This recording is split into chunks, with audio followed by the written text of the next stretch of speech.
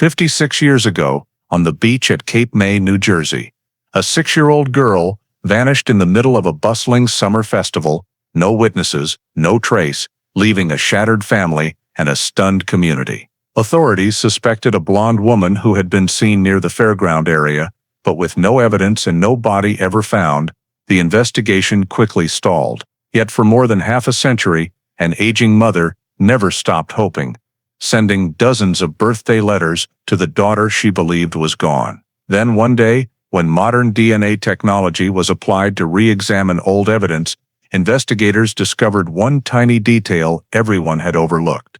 A detail that completely changed the case and shocked the entire nation. Before we dive deep into this shocking case, let us know where you're watching from, and if you love true crime stories that get solved after decades, don't forget to hit subscribe so you don't miss the next videos. Summer of 1969. Cape May, a quiet seaside town in New Jersey, still moved at its peaceful pace while the rest of America was changing day by day. White-painted wooden houses sat quietly along the shore, waves rolled steadily onto the long sandy beach, and old Ford cars, packed with vacationing families, crowded the highways, heading to the Jersey shore. People still believed in the safety of their town, in evenings filled with radio reports about the distant war in Vietnam, then quietly turning off the lights to sleep with the salty ocean breeze. Against that backdrop, the Young family was the picture of simple faith and stability. Richard Young, a 33-year-old postal worker,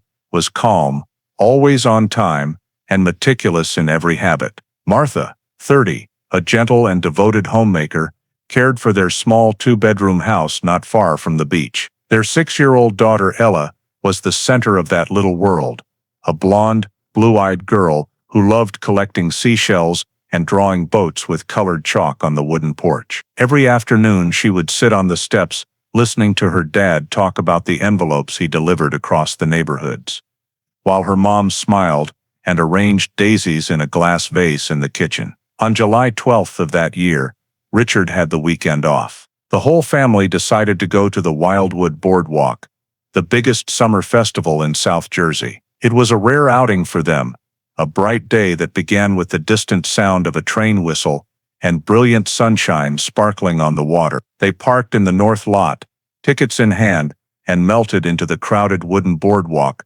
that ran along the beach. Music blared from loudspeakers, the smell of popcorn filled the air, and kids shouted excitedly all around. Richard snapped a few Polaroid photos, Martha smiling, Ella holding a red balloon, her yellow dress fluttering lightly in the breeze. Everything was normal, simple, and seemingly eternal. In the mid-afternoon, Richard stepped over to a drink stand, leaving Martha to walk Ella around the game area. They stopped in front of a cotton candy booth. In the flow of people, a strange woman approached, about 40 years old, blonde, wearing a pale floral dress, and carrying a cream-colored purse. She struck up a conversation with Martha, complimented how cute Ella was, and asked a few casual questions about the festival. Her voice was soft and friendly, with a slight northern accent.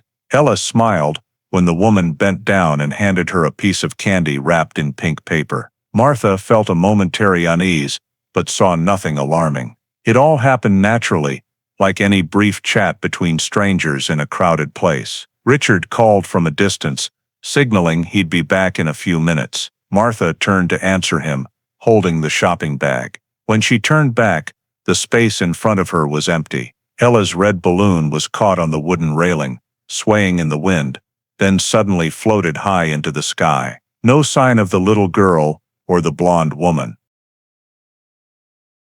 Martha stood frozen for a few seconds, then pushed through the crowd, screaming her daughter's name. No answer. Strangers glanced over, then went back to their fun.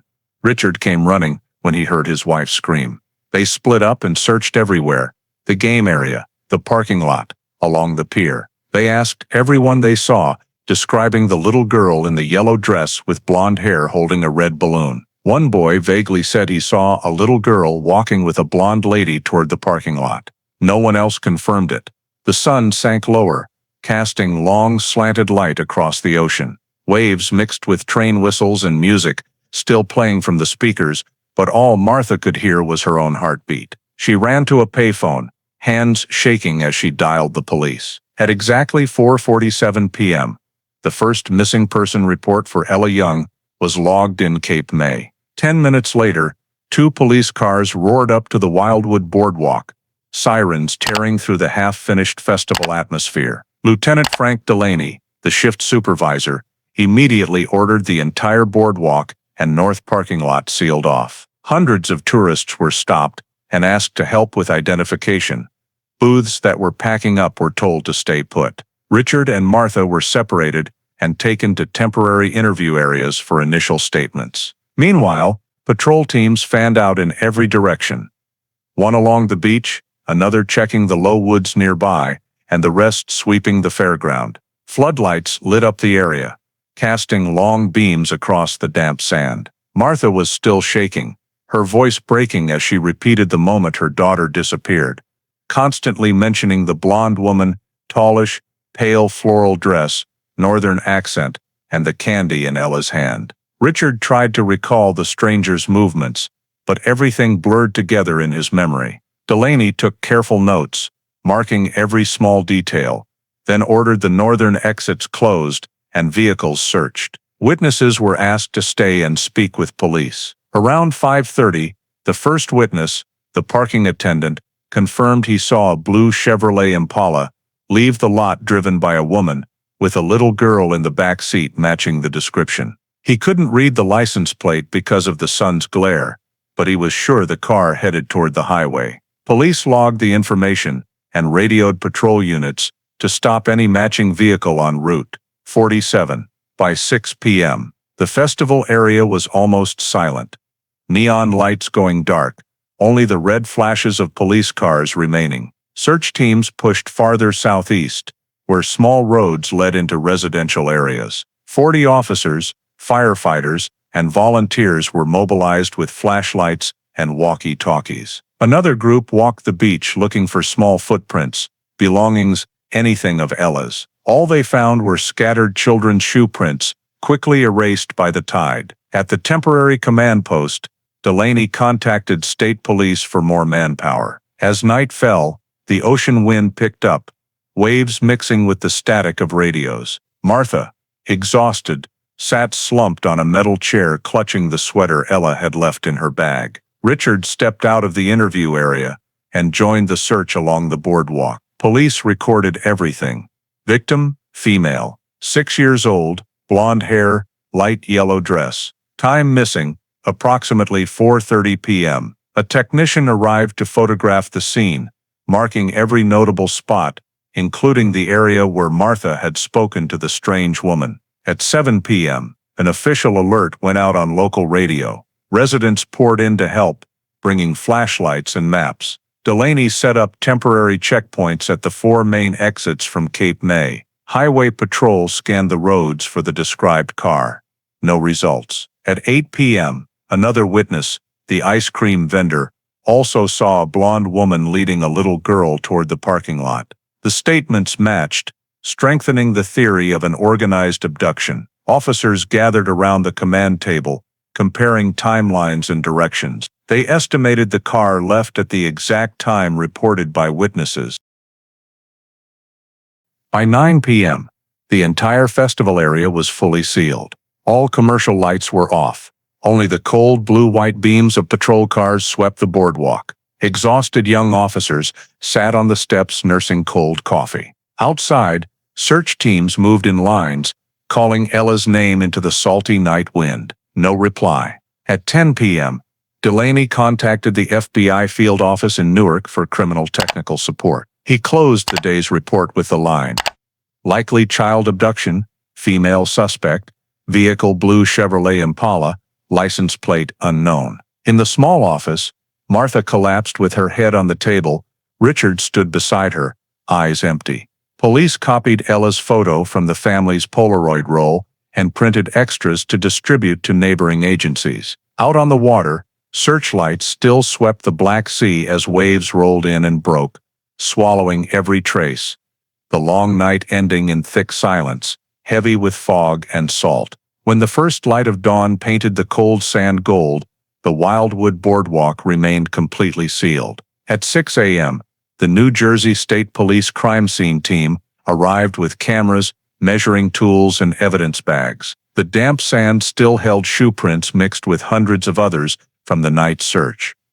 Officers started at the exact spot where Martha had spoken to the stranger, measuring and marking every suspicious area. One team collected fabric fibers stuck to the wooden railing, small cream-colored pieces that could belong to a dress or purse. Nearby, they found a shallow child shoe print, about size 10, heading from the game area toward the parking lot. The prints were intermittent, then disappeared at the edge where sand met asphalt.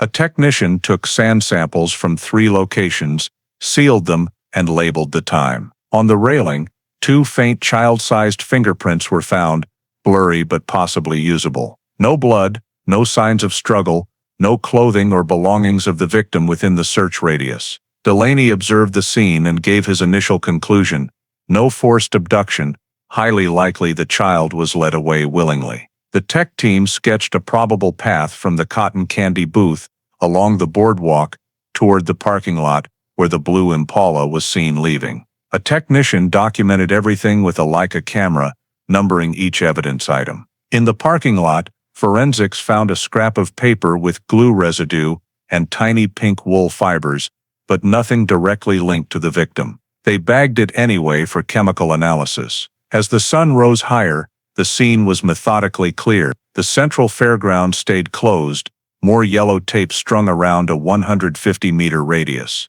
Curious locals gathered outside, whispering and pointing toward the ocean. Some tourists were held for elimination fingerprints. By 10 a.m., the first evidence batches were packaged and sent to the State Crime Lab in Trenton with detailed reports. Delaney met with his team and ordered a door-to-door canvass of everyone living near the fairground, especially summer renters. He split the teams, one knocking on doors, the other pulling vehicle registration records within a 5-mile radius. A list of more than 30 Chevrolet Impalas was compiled and sent to the DMV for cross-checking. Meanwhile, a young officer spotted an adult handprint on a wooden post near where Ella vanished, positioned low, as if someone had bent down to take a child's hand. It was photographed, dusted with graphite powder, and preserved. Preliminary checks showed it didn't match Richard or Martha. Delaney ordered it cleaned and sent for comparison against criminal databases. By noon, the first composite sketch of the suspect was finished. Female, approximately 40-45, light blonde hair, average height, pale floral dress, light-colored purse. Copies were printed as flyers and distributed to highway patrol, train stations, and bus depots. Every detail went into the temporary file, noting no signs of force, likely lured verbally. Biological evidence, hair fibers, fabric, fingerprints, was sealed into 3 separate bags, labeled EY1, EY2, EY3. Technicians double-checked the chain of custody before transport. At 2 p.m., the scene was turned back to local police for guarding, and the investigation team returned to headquarters to compile data. On Delaney's desk lay the area map, Ella's last known position, direction of movement, point where traces ended. He circled the parking lot in red, the place where every trail stopped. In his duty log, he wrote simply, "Planned abduction. The child could not have vanished without being led away." As afternoon turned to evening, the boardwalk was reopened to the public, though yellow tape still hung in places. A young officer stood watch, staring out at the sea, where sunlight danced on the water. Behind him, the scene was clean. Only faint numbered marks left on the wood, and a lingering silence, as if nothing had ever happened there. The next morning, the largest search operation ever mounted in Cape May officially began. From first light, federal, state, and local forces set up a field command center on an empty lot beside the Wildwood Boardwalk. Maps were spread across tables, search zones marked, the entire coastline from Wildwood to North Cape May. All seaside neighborhoods, and the low pine forests of the Pine Barrens were included. More than 100 officers and volunteers were divided into 10-person teams, equipped with radios, flashlights, and Ella's description sheet. 3 helicopters from state police and the Coast Guard circled the coast, looking for anything unusual on the sand or water. Divers searched under the pier for floating objects or a body, while tracking dogs followed the scent from a sweater Martha provided. Under the harsh early summer sun, everyone moved slowly, calling the little girl's name, voices carrying on the wind. Delaney directed operations on site, radio in hand, receiving constant updates. By noon of the second day, no credible trace had been found. Suspicious spots were marked, checked again, and yielded only ordinary footprints or animal tracks. Outside the fairground, police went door to door within a 5-mile radius, asking about the blue Impala or the blonde woman. A few leads surfaced. A gas station attendant said an Impala stopped that afternoon, driven by a woman with a child. The info was logged, but without a plate number, it couldn't be confirmed. During the first week, the search expanded north along Route 47 and lakeside neighborhoods. Dense Pine Barrens forest was swept by dogs and thermal imaging helicopters, still nothing. Every night the rescue teams rested at the field camp, under floodlights, cold coffee, maps covered in markings. Richard kept searching almost without sleep. Martha stayed at command, waiting for news, her face growing gaunt by the hour. Local papers ran nonstop coverage, Ella's photo on every front page, with the headline, "Missing at Cape May."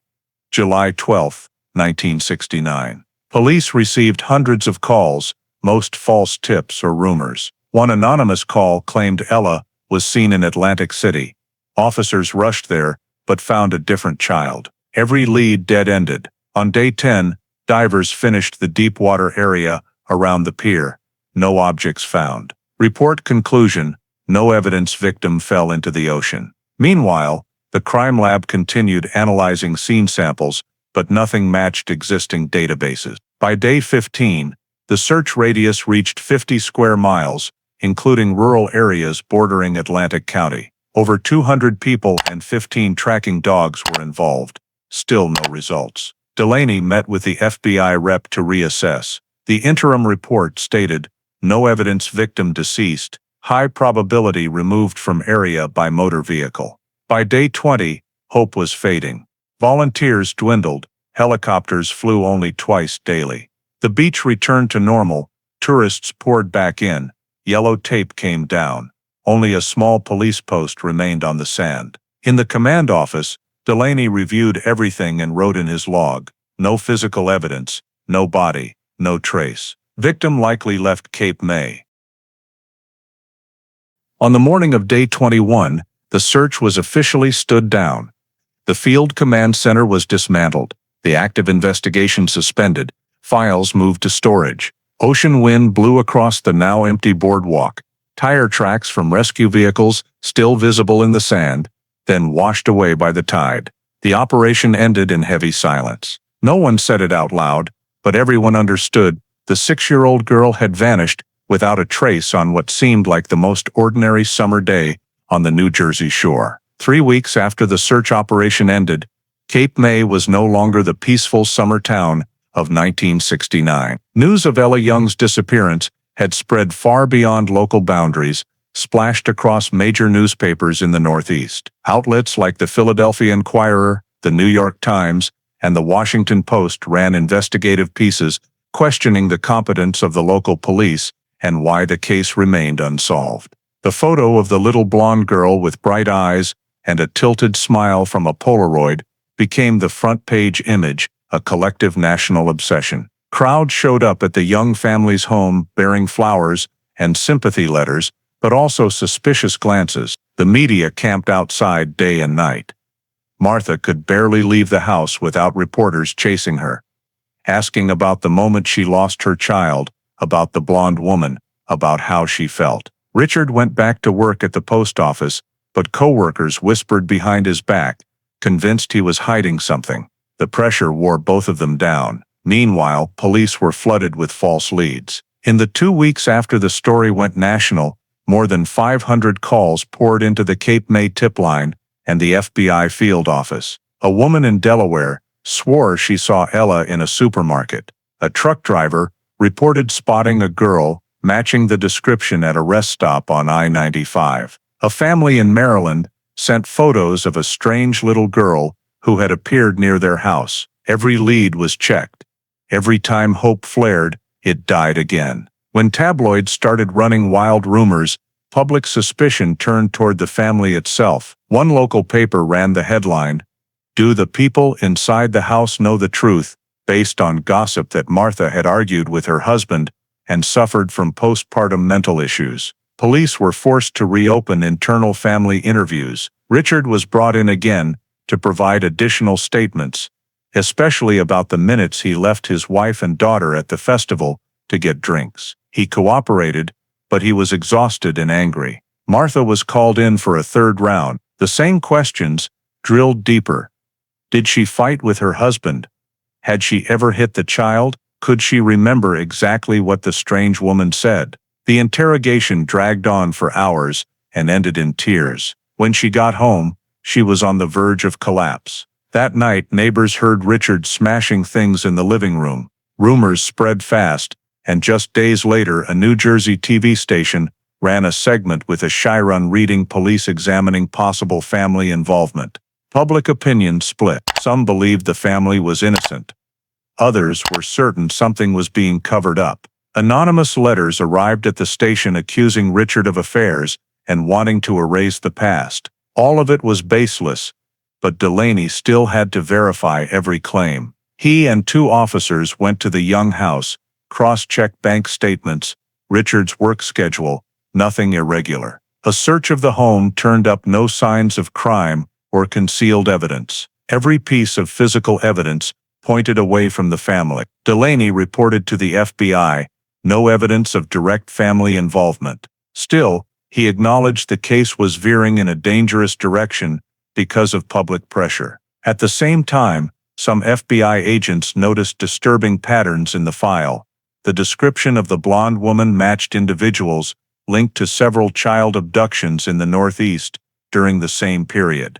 They suspected this was not random, but part of an organized series. Internal memos flew between the Newark and Washington offices requesting comparison of physical evidence and suspicious vehicles.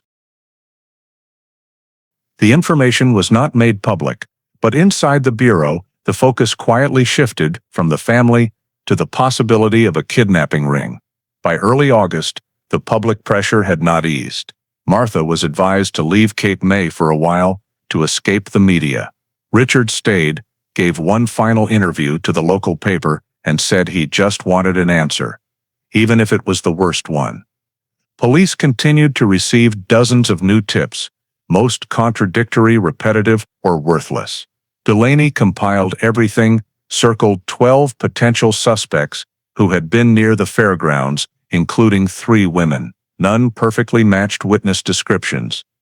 In his monthly report to the state, he wrote in the final note, "No evidence of family crime, need to consider small-scale organized kidnapping using private vehicle."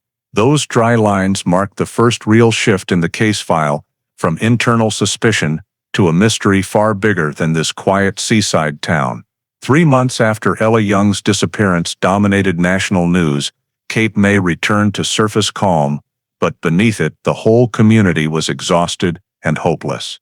All search efforts had stopped. The tip calls dwindled. Flyers with Ella's face faded on telephone poles from the salt wind, and the yellow ribbons around the boardwalk were long gone. Chief Frank Delaney sat in his small office, staring at a thick stack of files that hadn't gained a single new detail. He flipped the coastal map back and forth, looking at dozens of red circles marking searched areas, all meaningless. Lab samples sent to the state facility in Trenton came back negative.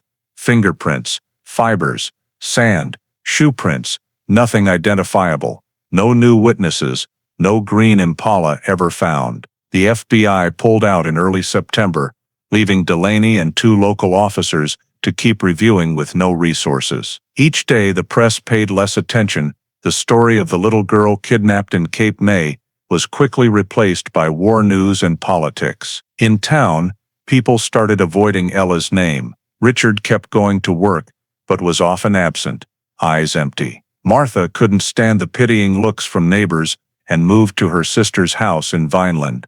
They barely spoke anymore, only occasional phone calls that ended in silence. In October, Delaney was notified of mandatory retirement due to age. The handover was quiet. He packed his desk, put away the crime scene photo, and closed the Ella Young file. Before leaving the office for good, he wrote one last line in red ink on the cover: "Victim not located. Suspect not identified.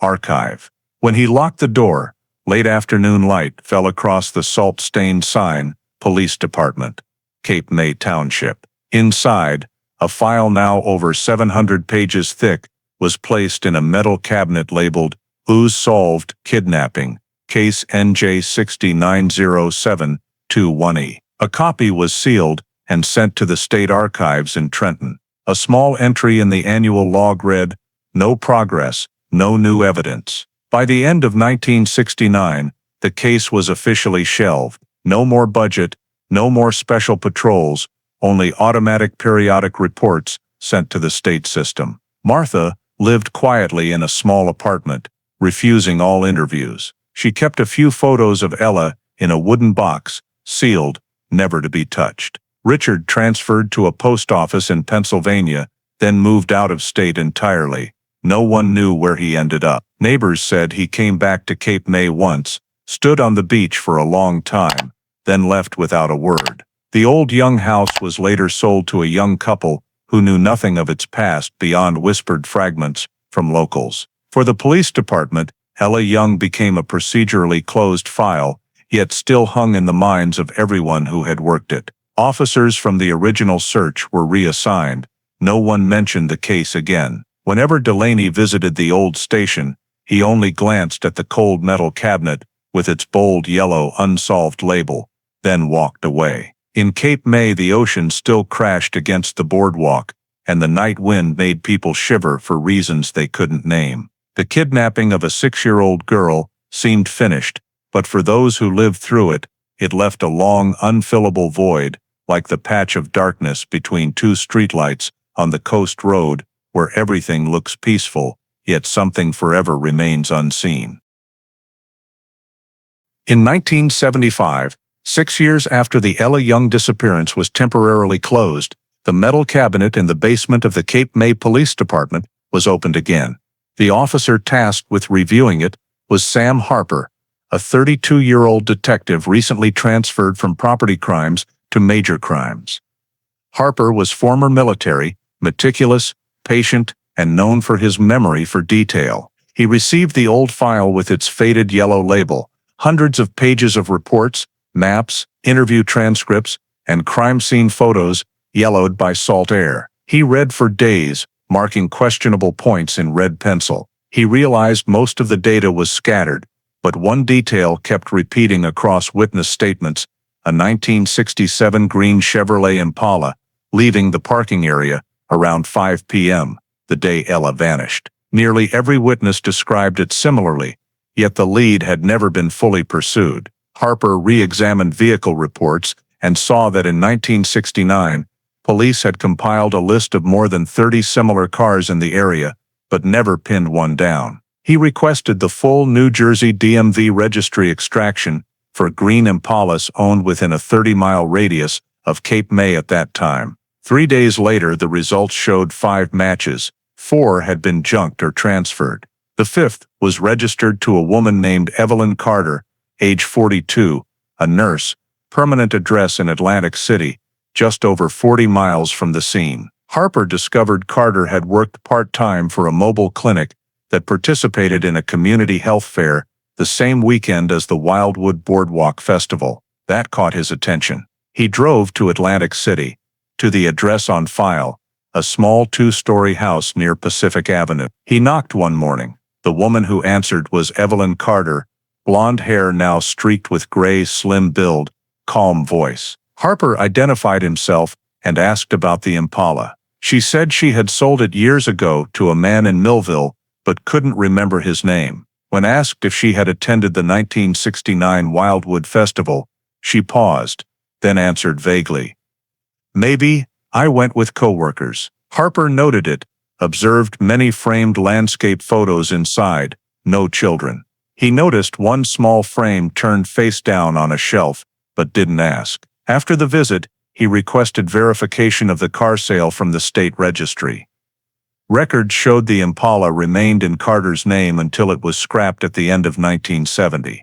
No official transfer. Harper saw the contradiction, but when he asked to open a formal investigation, his superiors refused, citing insufficient probable cause to link Carter to the disappearance. He submitted an internal memo with full details. The file was returned marked for reference only. Undeterred, Harper dug into Carter's background. Born 1927, graduated nursing school in Pennsylvania, worked at multiple facilities along the East Coast. No criminal record. Personnel files described her as private, living alone since her husband died in a car accident in 1968. Hospital records showed she had taken 2 weeks leave in July 1969, with no stated reason. That strengthened his belief she had at least been in the Cape May area at the time. He returned to her house. She refused to open the door fully, only cracked it, and said she had nothing more to say. After that, he was warned by his unit chief that the case was too old and there was no budget to reopen it. All he had was one suspicious name, a 2-week gap in her record, and a vanished car. Harper carefully documented everything, created a separate folder labeled EY7501, and wrote, Carter present in Cape May area 1969, owned matching vehicle, contradictory statements, needs further investigation when feasible. Those conditions never arrived. By year's end, the file was closed again and placed on the top shelf of the same cabinet where Ella Young had lain silent for 6 years. Harper sat alone in the empty office, listening to the sea wind against the windows, feeling the same heavy silence the men before him had left behind. Outside, Cape May glowed with tourist lights, while inside the cabinet, Evelyn Carter's name remained circled in red, closed, waiting for someone else to open it someday. By the early 1980s, the Ella Young disappearance had faded into distant memory in the Cape May police files, but for Sam Harper, it remained an unresolved itch. He had moved up to the Atlantic County Integrated Investigations Unit, handling new cases, yet every weekend he returned to the old office to review the dusty folder. Each time he opened NJ6090721E, he lingered longest on the page with Evelyn Carter's name circled in red. He no longer had official authority, but in his personal notebook, he tracked every small change concerning her. From 1981 to 1984, Carter changed jobs at least 4 times, from Atlantic Shore Clinic to a medical center in Vinland, then a nursing home near Pleasantville. Each time she updated her address, but still lived alone. Harper quietly asked old colleagues in neighboring counties to keep an eye out. They reported she drove an older sedan, kept to herself, and attended church every Sunday. No one knew her past. Harper drove to Atlantic City once more, parked across the street, watched from a distance. The 2-story White House was now run down, windows shuttered. He stayed only minutes, then left with a vague unease. Back at the office, he requested the old sealed evidence bag containing the single hair recovered at the scene in 1969. The bag had been transferred multiple times and now sat in state forensic storage. He filed a loan request under training purposes, but really just wanted to safeguard it himself. The clerk handed over the yellowed plastic bag, labeled EY1, red ink faded. Harper wrapped it in fresh plastic and locked it in his personal safe, the last remaining physical trace of the case. Throughout the 1980s, he kept regular notes. March 12, 1982. Carter changed workplace. September 5, 1983. New vehicle registered, silver Oldsmobile. November 7, 1984. No cohabitants. He never uncovered anything criminal, yet he felt a thin, almost invisible thread connecting Carter to the 1969 abduction that no one else believed existed. At the department, no one remembered Ella Young anymore. New detectives only knew the case by its file number. In 1985, Harper tried once more to reopen it, submitting a formal request with everything he had collected. He received a brief reply, insufficient legal grounds, and budget for reinvestigation. After that, he understood he could only continue quietly. Occasionally, on assignments in Atlantic County, he drove past Carter's Street, slowed down, saw her buying groceries at the corner store, thin, hair in a bun, eyes down. Each sighting earned another line in his notebook, though he no longer knew why. He tried to locate old medical or personnel files that might explain the 2-week gap in July 1969, but everything had been destroyed after the 10-year retention period. Everything circled back to zero. Around the same time, the FBI created its cold case unit to consolidate unsolved cases from prior decades. When the state list came down,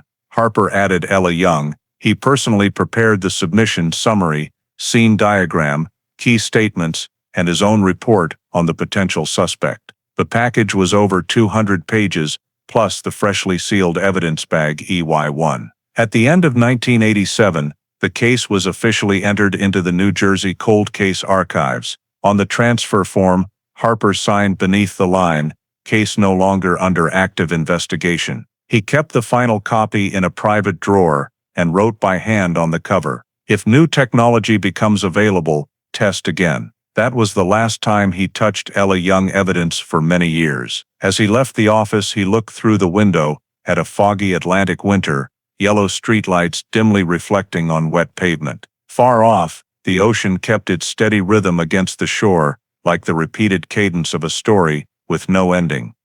And he knew the case now truly slept in the cold files labeled Cold Case Unit, State of New Jersey. Stepping into the 1990s, criminal investigation technology in the United States began to change rapidly. Scientific reports on DNA testing appeared more and more frequently, bringing hope to long-forgotten cases. In Cape May, the case labeled Ella Young 1969 remained on the state's cold case list, but no one was paying attention to it anymore. Only Sam Harper, now over 50, still occasionally opened the old file in his personal drawer. He reread the reports he had written in 1975, the notes about Evelyn Carter, then stopped at the sealed bag EY1, containing the strand of hair collected from the crime scene. News about DNA technology sparked hope in Harper. He drafted a formal proposal to the New Jersey State Crime Lab, requesting permission to test the sample for genetic markers. The 3-page proposal cited FBI reports and the Maryland Institute of Criminology on the potential of DNA identification, but the response he received a few weeks later was a brief document: sample too old, quality not guaranteed, current technology not accurate enough for application. The official reason was limited budget.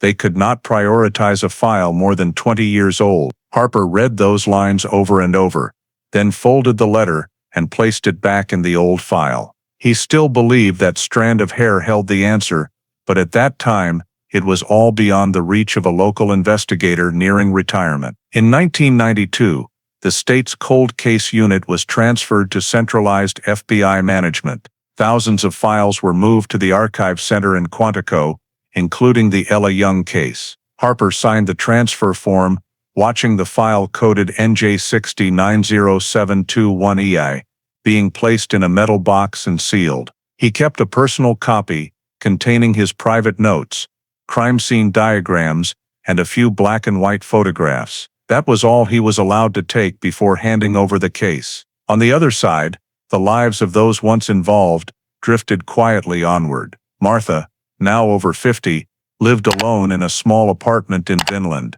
Every year she wrote a birthday letter to her daughter, even though she had no real address to send it to. She placed the letters in a wooden box along with Ella's photo and the old missing person flyer, then locked it. Every July, she went to the Cape May beach, placed a bouquet of white daisies near the boardwalk, where she had last seen her child. Neighbors called her the woman with the letters that never reach anyone. In his final years on the job, Harper noticed technology was finally catching up to the dream he had harbored. He read in professional journals about the first case solved with DNA in England, then in California. He submitted one more request, this time directly to the FBI, asking that sample EY1 be preserved in cold storage for the future. The request was approved. The sample was moved to the biology vault at Quantico, renumbered, and sealed in a metal container. Harper felt some relief. Though he could not continue himself, he had at least helped preserve the only intact piece of evidence. In 1996, he officially retired. The farewell was simple, just a few close colleagues shaking his hand. No one mentioned the Ella Young case. He took his personal copy of the file in a small suitcase, maps, photographs, and an investigation journal spanning more than 10 years. In the last notebook, he wrote, "Justice takes time. If science becomes strong enough, the truth will return on its own." In the years that followed, Harper lived quietly in Atlantic County, occasionally driving to Cape May to sit by the boardwalk where it all began. The ocean was the same. The wind still carried the old salt smell, but the footprints from long ago had vanished. In the FBI archives, the 700-page file coded NJ60-90721E sat in drawer 24 of the kidnapping, unsolved section, carefully sealed with Harper's red ink note, "DNA sample stored, not yet suitable for analysis." Outside in the world, science was transforming, while the Cape May disappearance remained silent among thousands of other cases, sleeping under the cold lights of a metal room, waiting for the moment someone patient enough would open it again. Going back to the early 1970s. While the name Ella Young gradually faded from newspapers and police records, in a quiet neighborhood on the outskirts of Atlantic City, another child began a new life under the name Clara Carter. The apartment where the two lived was on the second floor of a red brick building. Its small windows overlooked a narrow alley, curtains always drawn, light rarely entering. Evelyn Carter, known to neighbors as a quiet widowed nurse, only went out early in the morning or late at night. No one ever saw the child with her. For Clara, the world was confined to 4 pale gray walls, the smell of disinfectant, and the ticking of a clock. Carter told the little girl that her real mother had died, and her father had abandoned them, that they only had each other now. At first, Clara didn't understand, but when she asked again, Carter grew angry and hissed that the past only brought pain, and that she had to forget it if she wanted to be loved. From then on, Ella, the name once tied to a smiling child on the Cape May beach, disappeared from her own memory. Every day, Carter prepared breakfast, taught her to read and write, and made her memorize prayers. No school, no friends, no neighbor ever heard a child's laughter. When Carter worked night shifts at the clinic, she locked the door, left some bread and milk, and instructed, "Don't open the door for anyone, even if they knock exactly 3 times. The girl obeyed. Sometimes, through a crack in the curtains, Clara watched neighborhood children playing in the courtyard, chasing each other, their laughter carried on the wind. When she asked why she couldn't join them, Carter replied coldly that the outside world was dangerous, that there were people who kidnapped children to do terrible things. The girl believed her, grew afraid, and withdrew deeper. As the years passed, Carter moved several times, always citing a new job. They went from Atlantic City to Venland, then to a small town near the Pennsylvania border. They never stayed anywhere longer than 2 years. No one knew where they had come from. Carter registered as a temporary nurse, always carrying the same old wooden suitcase. Inside were a few clothes, a Bible, a bottle of sedatives, and a scratched black and white photo of 6-year-old Ella. She kept it in a cloth pouch, occasionally taking it out to look at, her face hardening in silence. Clara grew up in a mixture of affection and absolute control. Carter had gentle days when she brushed the girl's hair and told fairy tales. But she also had sudden rages when Clara asked about her real parents or mentioned the ocean. In those rages, she slammed doors and forced the girl to kneel and pray for hours. On such days, Clara stared at her own hands, trying to remember if she had ever held anyone else's, but felt only emptiness. Memories of Martha, her real mother, faded piece by piece, leaving only the warmth of a hand and the distant sound of waves, but no face. She came to believe Carter was her mother, though sometimes in dreams she still saw herself standing on the sand, watching a red ball fly into the sky and disappear. Whenever she mentioned it, Carter snapped. It was only a dream.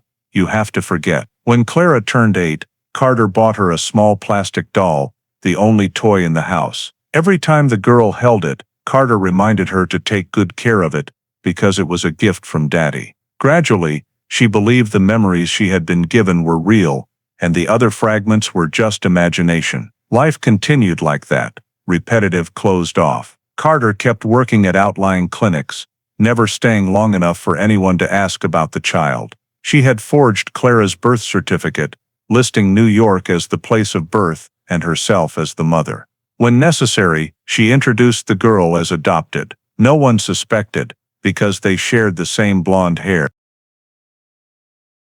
Time passed. The moves were quiet. Carter drove while Clara sat in the back seat, watching forests, churches, and highway signs blur past the window. Whenever the car passed near the ocean, the girl's heart beat faster, as if she heard waves calling, though she didn't know why.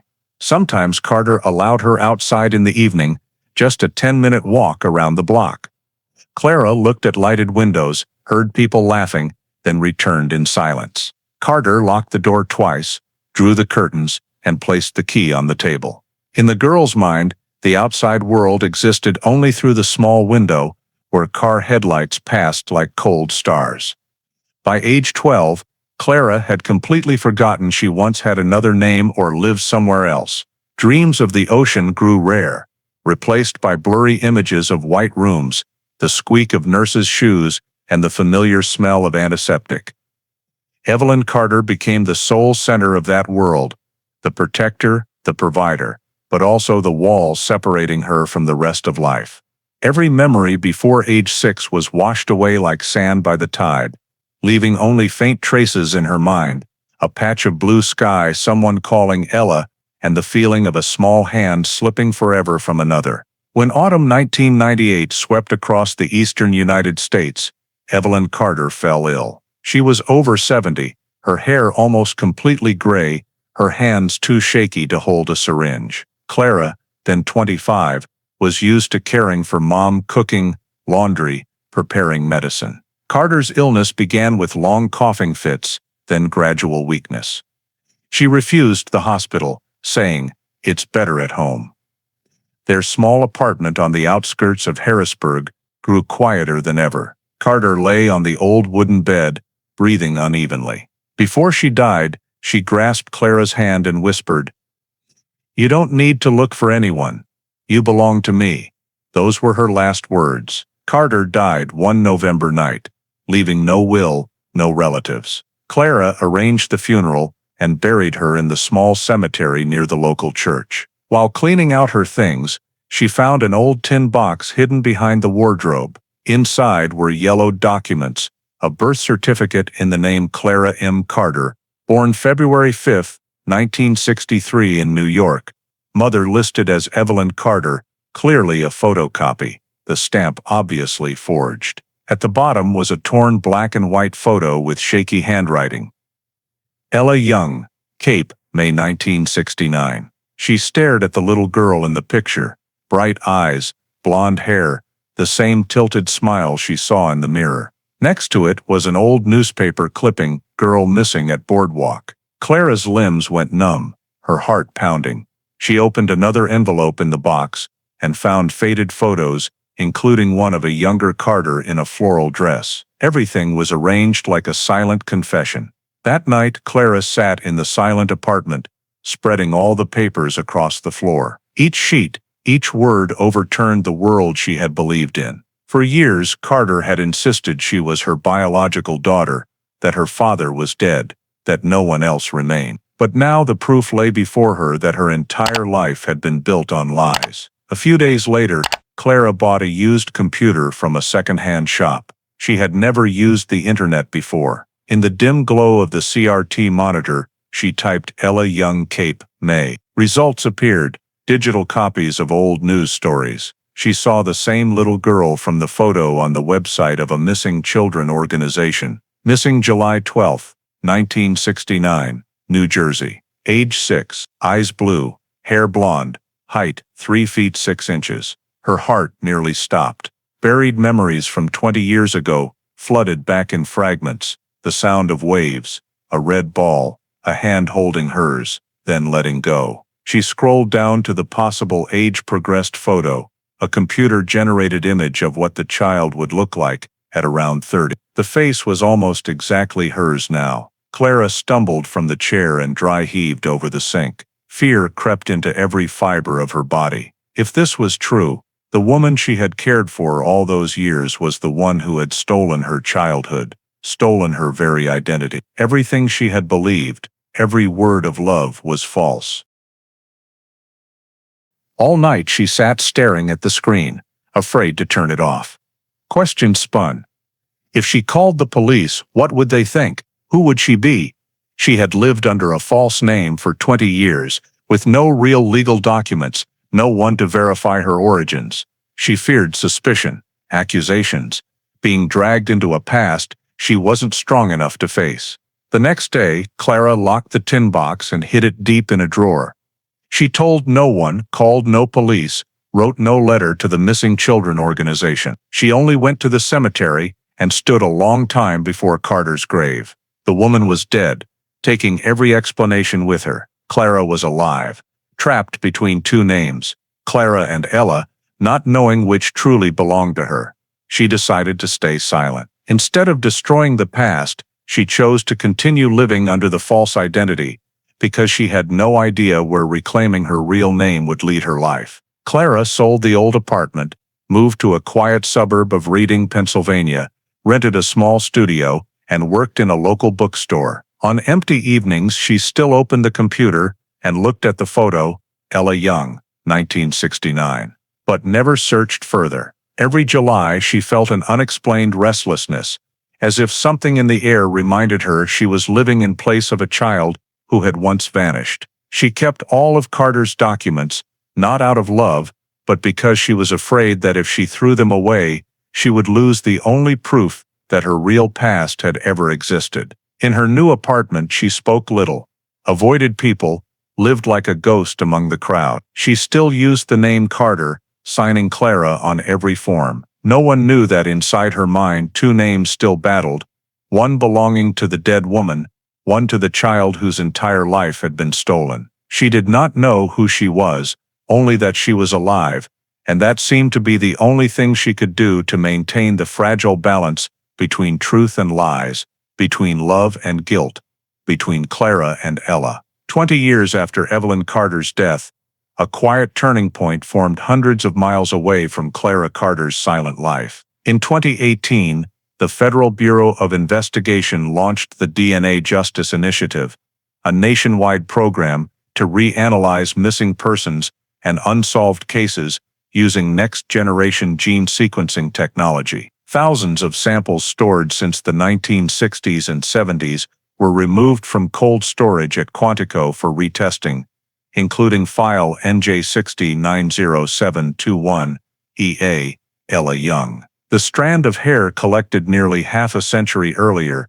sealed in an old plastic bag with Sam Harper's red ink writing, was sent to Uthram Labs in Texas, one of the leading facilities specializing in genetic identification for cold cases. There, technicians opened the sealed bag under sterile conditions, removed each thread-thin hair, and extracted nuclear and mitochondrial DNA using microextraction technology. Under the microscope, the genetic sequence was amplified, segment by segment, analyzing the markers that had survived 50 years. Every step was recorded on camera and stored in the central database. The process lasted 3 weeks. Half of the old samples were degraded, but the hair in bag EY1 retained enough structure to yield usable genetic data.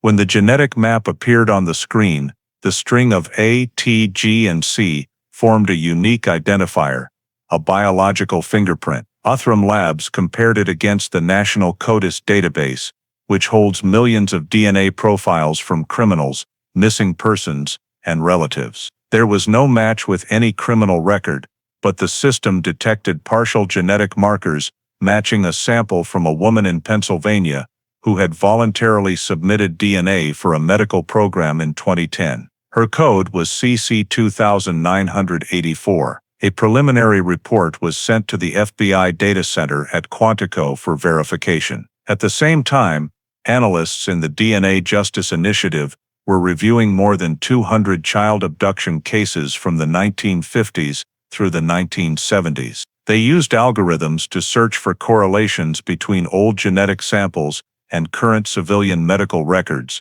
a method called forensic genealogy. Artificial intelligence scanned billions of records, looking for DNA sequences with over 70% similarity, suggesting possible survivors or relatives.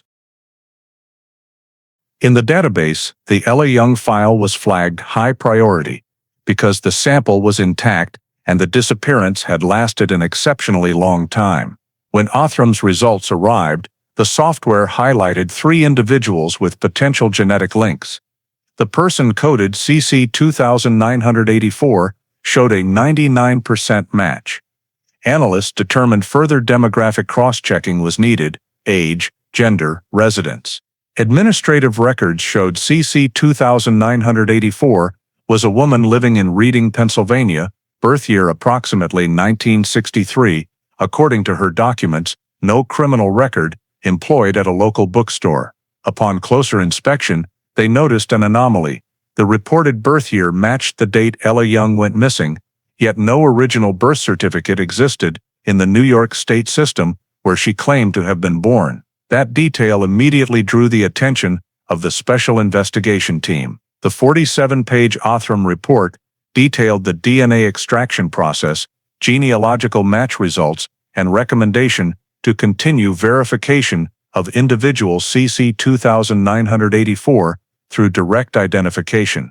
The file was forwarded to the FBI Newark Cold Case Unit, responsible for unsolved New Jersey cases. An urgent meeting was held between analysts and investigators. They looked at the black and white photo of the blonde 6-year-old from 1969. Next to a software-generated age progression image, the adult face was almost identical. From a fragile strand of hair that had survived nearly half a century, the genetic sequence had finally spoken. The central database updated the EY1969 entry, DNA sequence complete, pending identity verification. On the screen, a green status line appeared, along with an automatic notification sent to all relevant units: sequencing successful. Genetic data matches profile CC2984, identity verification required. In the cold room at Othram Labs, the technician closed the metal box containing the remaining hair, affixed a new label, and returned it to the FBI. They did not know that Sam Harper had once kept that hair in his personal safe for over 30 years, or that the woman this DNA pointed to was still living quietly under another name, believing her past had died with Evelyn Carter. But at Quantico, the archive system had restored a fragment of biological memory that people thought was lost forever. Among thousands of old files being rescanned, one name that had gathered dust for half a century suddenly lit up on the electronic board: Ella Young. Cold case hash NJ60-907-21EI DNA match found. At the FBI Newark Cold Case Office, when the new DNA results list was updated from the DNA Justice Initiative Project, Special Investigator Laura Mitchell was reviewing each file one by one when she noticed an anomalous data line, code CC2984, matching the gene region in the Ella Young case, Cape May, 1969. Mitchell, 38 years old, and a genealogy identification expert, immediately requested detailed retrieval. On the screen, the matching chart displayed a 99.98% DNA similarity rate between the hair sample collected in 1969 and the biological sample taken from a public medical record in Pennsylvania in 2010, registered under the name Clara M. Carter. The results matched both nuclear and mitochondrial DNA, ruling out random coincidence. Mitchell carefully examined the administrative file section. Clara Carter, female, declared born in 1963, residing in Reading, Pennsylvania, no relatives listed in the medical record, blood type O+, light blonde hair, blue eyes. Everything matched the original description of little Ella Young. She opened the map and confirmed that Reading was only about 160 miles from Cape May, completely consistent with the movement radius of the former suspect, Evelyn Carter. Mitchell printed all the data and submitted it to her supervisor. The 62-page report, including gene charts and genetic history, was forwarded the same day to FBI headquarters in Washington for secondary verification. The independent comparison results from the Quantico Biology Lab confirmed the sample's accuracy, 99.98% match probability, same biological origin. The order to reopen the Ella Young case was signed the very next morning. After nearly half a century, the word "unsolved" on file NJ60-907218 was crossed out in blue ink and replaced with the status "reopened" DNA confirmation. Mitchell was appointed lead investigator, responsible for reassembling the investigation team, consisting of 3 genealogists, 2 field agents, and 1 forensic specialist. She began by re-examining all historical data, 1969, witness statements, Sam Harper's investigation files, Evelyn Carter's interrogation transcripts, and the 1987 case handover report. In the archive room, the thick yellowed case file was opened for the first time in over 30 years. Mitchell turned each page, paying attention to Harper's handwritten notes. Carter was in the Cape May area, needs further investigation when conditions allow. Those brief words now seemed prophetic. The genealogy analysis team compared Carter's DNA, obtained from her old medical records before her death in 1998, with Clara Carter's sample. The result was a 100% match in a mother-child relationship. This reinforced the hypothesis: Evelyn Carter was the person who abducted Ella Young and raised her under the false identity, Clara. Mitchell printed a detailed timeline from 1969 to 1998, marking all the addresses where Carter had lived: Atlantic City, Vinland, Harrisburg, Reading. All were located in the eastern Pennsylvania, New Jersey administrative region. The movement pattern matched the route the suspect might have taken after the abduction. She ran queries on residency records, nursing licenses, and rental applications, cross-referencing every timestamp. Everything aligned suspiciously well. Carter always moved every 2 or 3 years, and each job change left no trace of her previous identity. Mitchell concluded this was typical behavior of a subject deliberately avoiding detection. The DNA evidence and genetic data made the Ella Young case clearer than ever before. She noted in the summary report, "Victim is alive, currently using the name Clara Carter, residing in Pennsylvania. Suspect identified, Evelyn Carter, deceased 1998. Need forensic identity verification of the victim." After signing off, Mitchell sent an official request for cooperation to the Pennsylvania Department of Vital Records and the Reading Police Department to collect Clara Carter's identification records, documents, photographs, signature samples. At the same time, she contacted the state forensic lab to re-verify the equine hair sample against the new one. In the internal report, Mitchell wrote, "This is the strongest genetic confirmation ever obtained in a missing person case spanning more than 50 years. On June 14, 2018, the official notice was issued through the FBI internal system, case NJ60-907218, Rupind. Assigned agent, Laura Mitchell. Evidence indicates victim may be alive under alternate identity. At the Quantico Data Center, the case file was pulled for backup. Old evidence items were digitally rescanned and transferred to the new database. Mitchell looked at the line, Ella Young, Cape May, New Jersey, 1969, glowing on the screen, feeling as if the thin thread connecting the past had just been pulled taut again. She understood that those notes, those fragile hair strands that Sam Harper had patiently preserved for years, had finally spoken. And now, her mission was to close that circle, to bring the truth from the darkness of 1969 into the light of the 21st century. After the reopening order was signed, Laura Mitchell began the reinvestigation from scratch, focusing on the woman who had been at the center of Sam Harper's suspicions nearly half a century earlier, Evelyn Carter. She pulled all personnel files, medical records, and nursing license documents for Carter over the years. According to data from the New Jersey Department of Health, Carter was born in 1927 in Philadelphia, graduated from St. Mary Nursing School in 1950, and married a laboratory technician named Thomas Carter. Records showed she had one daughter, Sarah, born in 1964, who died in a car accident in 1968 at age 4. Following that tragedy, Carter was documented as receiving treatment at Mercer Psychiatric Hospital for 3 months for post-traumatic depression. Mitchell closely reviewed the medical reports and noted that Carter was prescribed sedatives and showed signs of mild delusion, particularly regarding loss and replacement. The treating physician wrote in his notes, "Patient exhibits an obsession with recreating what was lost." That sentence made Mitchell pause for a long time. She cross-referenced it with the events of 1969, when Ella Young disappeared. Employment records showed that at the time, Carter was working for a mobile clinic serving festivals along the southern New Jersey coast. Timesheets revealed that Carter took sudden 2-week leave in July 1969, exactly when the abduction occurred. No reason was recorded.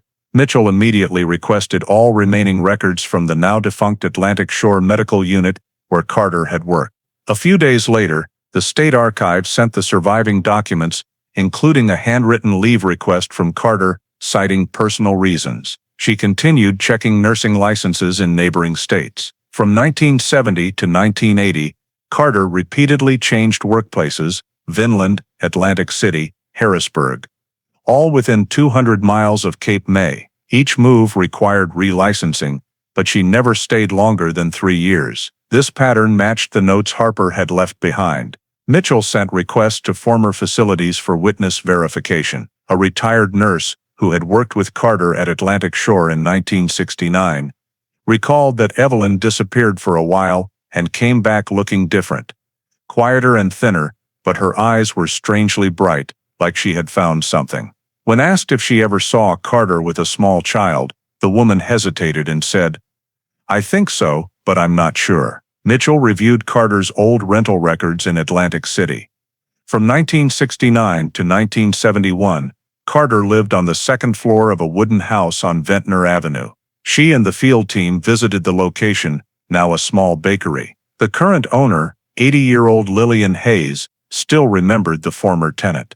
When asked, she said slowly, "I remember a blonde woman who always kept the curtains closed. One time, I saw her walking with a little girl with light hair. Looked like her granddaughter. I thought it was family." Mitchell recorded the entire statement and verified it with other neighbors in the area. A former mailman also remembered delivering mail to an apartment where a child called the woman Mom. The scattered accounts, when pieced together, formed a coherent picture. Carter returned home with a strange little girl just days after the Cape May disappearance. Mitchell ran additional checks on utility records, water bills, and temporary residency registrations. All confirmed that Carter lived with a dependent listed in the 1970 census, but no name was recorded.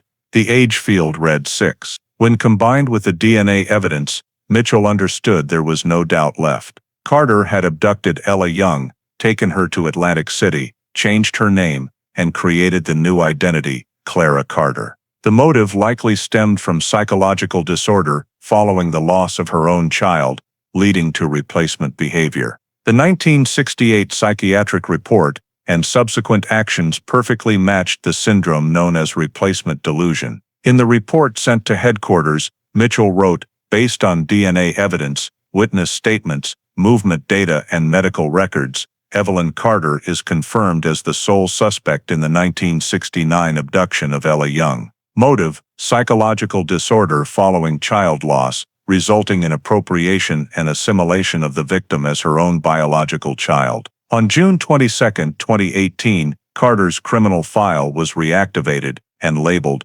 "Confirmed Abductor, Deceased." Mitchell stood before the suspect photo board and pinned up a black and white portrait of a young Evelyn Carter, her eyes staring straight into the lens, cold and empty. Beneath it, she wrote in red pen, "Suspect identified. No further doubt." After half a century, the case finally had a named perpetrator, even though that person had long left this world, leaving behind lives twisted in silence. After identifying Evelyn Carter as the sole suspect, The investigation team's next step was to confirm the identity of the woman living as Clara Carter in Reading, Pennsylvania. Laura Mitchell sent an official letter inviting Clara to the FBI Philadelphia office to assist in verifying identity related to medical records. The invitation was carefully worded, making no mention of the abduction or the name Ella Young. On a morning in early July, Clara arrived wearing a light-colored coat, looking cautious, hands clasped tightly in front of her. She didn't understand why she had been summoned. She only knew the letter bore an official government seal. Mitchell greeted her in the reception room, introduced herself as an FBI investigator, and explained that they needed to verify certain information related to civilian DNA data collected through a state health program. Mitchell's voice was gentle but firm, putting Clara somewhat at ease. She agreed to provide a comparison DNA sample and signed the consent form. The technician collected a saliva sample, took identification photos, recorded fingerprints, blood type, and other biological information. While waiting for results, Mitchell noticed a small crescent-shaped scar on Clara's right wrist, exactly matching Martha Young's description in the original 1969 file. Ella had a thin scar on her wrist from a bicycle fall at age 4. Mitchell noted it carefully, but said nothing. 3 days later, the DNA results from Quantico confirmed a complete match with the EY1 hair sample from the 1969 crime scene. Identity probability, 99.99%. The official report stated clearly, Clara M. Carter and Ella Young are the same individual. Mitchell printed the results, placed them on the desk, and looked at the final line as proof of time itself. 54 years later, the missing child had finally been found. She invited Clara back to the office and informed her that they had verified her true identity. Clara was silent for a long time, eyes wide, as if not comprehending what she had just heard. Mitchell showed her a black and white photo of 6-year-old Ella, the same image that once appeared on hundreds of old missing person flyers. Clara took it with trembling hands. She looked at the face, stepped back and whispered, "I know this face." Memories thought long gone flooded back.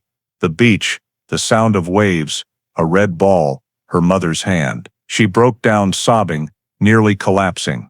Mitchell placed a hand on her shoulder and softly said she had nothing to fear, that she was the victim, not a criminal. After the meeting, the FBI arranged for Clara to meet a psychologist and a legal advisor to assist in legally restoring her true identity. Meanwhile, Mitchell sent an urgent message to the Cape May Police Department with the identification results. The news was forwarded to state administration and entered into the national system. Case NJ 690721A, status solved. Relevant agencies confirmed that victim Ella Young was alive and legally residing in Pennsylvania. That same day, Mitchell contacted Vital Records to locate the victim's family. Records showed that Ella's mother, Martha Young, was still alive in Vinland, now 87 years old, and living in a nursing home. Mitchell presented the situation to her superiors and received permission to inform the family after final identification procedures were completed. For additional certainty, the forensic lab conducted dental record comparison. The dentist, who had treated Ella as a child, still had the files, slightly misaligned upper left incisor, opaque enamel on tooth number 6. The FBI examination confirmed complete structural match with Clara's current teeth. Combined with the scar, blood type O+, and DNA results, no doubt remained. On July 9, 2018, Laura Mitchell signed the final identity verification document. In the internal electronic system, the Ella Young file status changed to solved. Victim recovered. She looked at the screen and saw the pale blue text appear, feeling both relief and heaviness. Half a century of silence, mistakes, and waiting had ended with a few cold lines in a report. But behind them lay an entire stolen life. In reading, Clara, or rather, Ella, received official notification of identity restoration. She said little, only held the letter and sat silently for hours by the window, gazing at the deep blue summer sky. The photo of the 6-year-old remained on the table, its edges worn, the child's eyes in the picture seeming to look back at her, asking a wordless question, "Have you finally been found?" After the victim's identity was confirmed, the FBI Newark team, in coordination with the New Jersey State Police, reconstructed the entire abduction sequence based on witness statements, original documents, and new evidence. At the old Wildwood Boardwalk crime scene, archived photos and 1969 maps were spread out on the table. Investigators recreated Evelyn Carter's every movement on July 12th of that year. Based on employment records and work schedules, Carter was a nurse with the Atlantic Shore Medical Unit Mobile Clinic, present at the festival area to provide medical assistance. She wore a white uniform and name tag, making her easily trusted. According to the FBI reconstruction, Carter had been observing Martha and Ella from early on, noticing when they became separated from the crowd as Richard went to buy drinks. When she approached, Carter was no longer in uniform, but wearing a light floral dress, typical attire for a middle-aged woman, friendly enough to avoid suspicion. She carried a cream-colored purse containing candy and a few medical items, introducing herself as festival staff, handing out gifts to children. When Martha turned away at Richard's call, Carter bent down, offered Ella a piece of candy, and said there were more games on the other side. Ella, accustomed to obeying adults, took Carter's hand and followed. The distance was just over 50 meters from the candy stand through the wooden walkway to the north parking lot. A witness had once reported seeing a blonde woman holding hands with a little girl in a yellow dress. That was the moment. In the parking lot, Carter opened the door of a light blue Chevrolet Impala, the back seat already prepared with a bag of clothes and a small blanket. She lifted Ella inside, lied that she was taking her to meet her mother nearby, and quickly drove away before police could seal the area. The highway to Atlantic City took just over an hour. The route simulation using vintage maps showed Carter could have arrived before 6 p.m., easily avoiding checkpoints set up later. In Atlantic City, she rented a small apartment on Ventnor Avenue under the name Mrs. E. Carter, declaring no children. Neighbors only remembered that she was quiet, kept the curtains drawn, and worked night shifts at a nearby clinic. From that day forward, Ella disappeared from the world under her real name. In the first months, Carter registered Clara for pediatric checkups at a local clinic, listing a false birth year of 1963, shifting all administrative records by 6 years. Every subsequent document, birth certificate, insurance, education, was built on that falsified data. Analysis by the team's psychological experts concluded that Carter's behavior exhibited classic characteristics of replacement delusion syndrome. After losing her biological child, she entered a state of reality denial and sought to replace the deceased child with another who shared similar physical traits. Choosing Ella, a blonde, blue-eyed girl, roughly the same age as her own daughter, showed the abduction was not impulsive, but premeditated. Carter had planned everything: transportation, timing, and disguise to gain trust. After leaving Cape May, she contacted no one and kept only one photo of little Ella hidden in a wooden box that Clara later discovered. During the reconstruction, the FBI used 3D simulation technology to visualize the entire scene, from the concession stand to the parking lot. The simulation showed that the time from when Martha turned away to when Ella was taken lasted under 2 minutes, so brief that any police delay would have been unable to prevent it. Forensic reports also ruled out accomplices. There were no signs of a second person in statements, no evidence of financial transactions or correspondence. Handwriting analysis of Carter's personal documents indicated she acted alone, calculated, yet cognitively disturbed. FBI profiling psychologists concluded primary motive stemmed from personal loss, not material gain or organized crime. She did not flee to another state, but lived in hiding within a safe radius, believing that if she drew no attention, the matter would be forgotten. For nearly 30 years, Carter moved between small cities, Venland, Harrisburg, Reading, changing jobs each time, while maintaining the story of a widow with an adopted daughter. This fit the psychological pattern known as fixation through routine, repeatedly reinforcing the belief that her actions were justified. The team gathered additional accounts from former colleagues, all describing Carter as dedicated but reclusive and sensitive about children. A clinic worker in Vinland recalled that Carter often carried a small doll in her nurse's pocket and would stroke its head when stressed. That behavior, according to the criminal psychology expert, reflected unresolved emotional substitution. When the file was complete, the FBI issued the final legal conclusion: Evelyn Carter abducted Ella Young on July 12, 1969, at Wildwood Boardwalk, acting alone, with no accomplices and no ransom or trafficking motive. The motive was determined to be post-traumatic psychiatric disorder, specifically grief-induced replacement delusion. The 120-page report was approved by the regional director and stamped "Final Case Assessment, concluded." In the summary, Laura Mitchell wrote the closing line, quoting Harper's old note, "No one disappears forever. There are only stories yet to be told."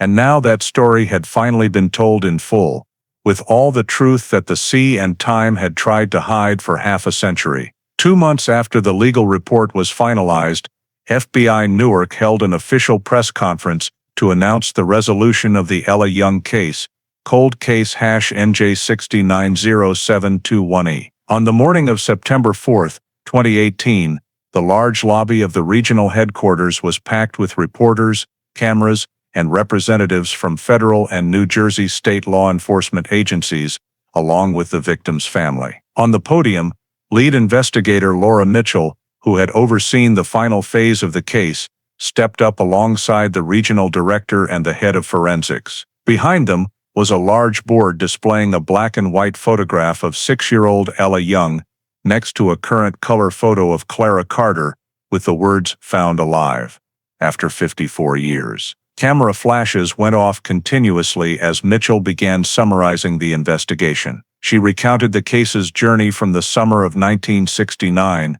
when a child vanished from the Wildwood Boardwalk, to the moment DNA technology opened a new door nearly half a century later. On the large screen, a timeline appeared: 1969, 1975, 1980, 2018. She named every person who had contributed to the 54-year investigation, especially Sam Harper, the original investigator who first suspected Evelyn Carter. In the front row, Harper, now in his 70s, sat quietly, hands resting on his cane. When Mitchell mentioned him, the entire room erupted in prolonged applause.